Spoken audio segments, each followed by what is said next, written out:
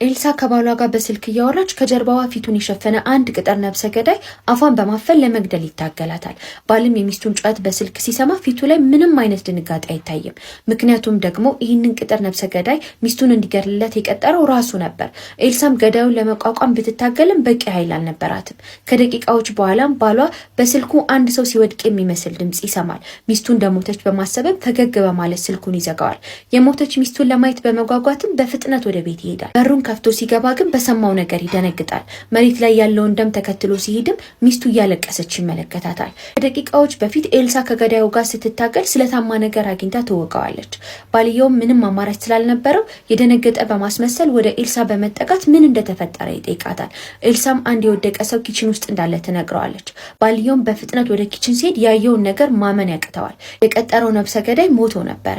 ይህንን ሰው በፍጥነት ካላስወገደው እሱ እንደቀጠረው እንደሚታወቅበት በማሰብ በፍጥነት እጁ ላይ ጓንት ያደርጋል። መሳቢያዎቹንም በመከፋፈት እቃዎቹን መዘረጋገፍ ይጀምራል። ነገሩንም ዝርፊያ ለማስመሰል ይሞክራል። ልክ ይህንን አድርጎ እንደጨረሰም በሩ በኃይል ይንኳኳል። ሄዶ ሲከፍትም ፖሊሶች ነበሩ።